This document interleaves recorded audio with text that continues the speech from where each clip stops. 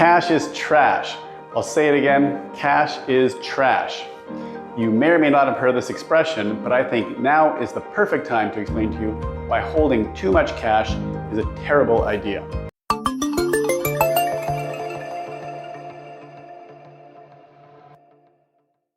I was chatting with a friend of mine last week. I won't mention her name because I'm going to reveal some details about that conversation, but let's call her Sue. Now, Sue, like many people during the pandemic, was able to save up a large sum of money since she wasn't going on trips, expensive dinners, or really doing much else. She did what most of our parents taught us, which is to work hard and save your money.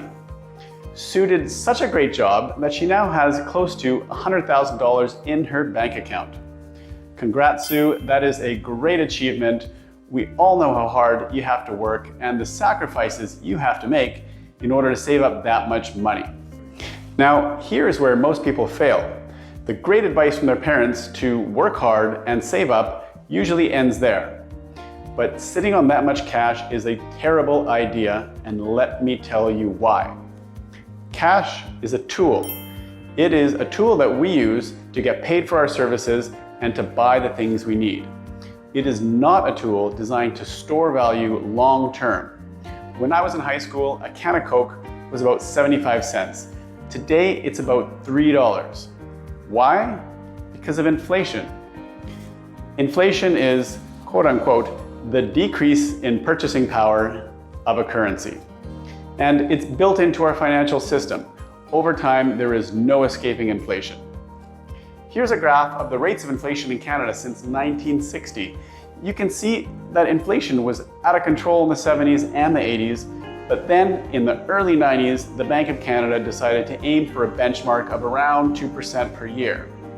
And inflation has been hovering around that ever since then. That means that you lose 2% of the value of your cash every single year.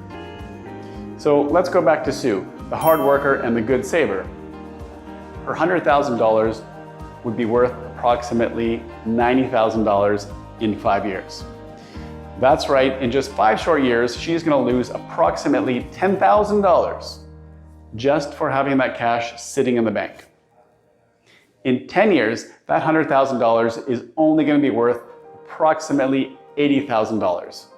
That's $20,000 just poof, gone. How painful is that? So how do we avoid losing money to inflation? Well, easy. Invest your money in an appreciating asset. What is an appreciating asset? It's something that tends to increase in value over time, not decrease, like cash. It could be something like gold or diamonds or classic cars, or my personal favorite, real estate. Check out this chart of the Home Price Index for Greater Vancouver going back to 2005.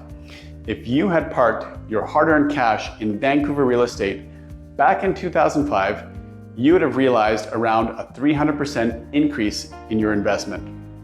And that is not including the leverage from the mortgage.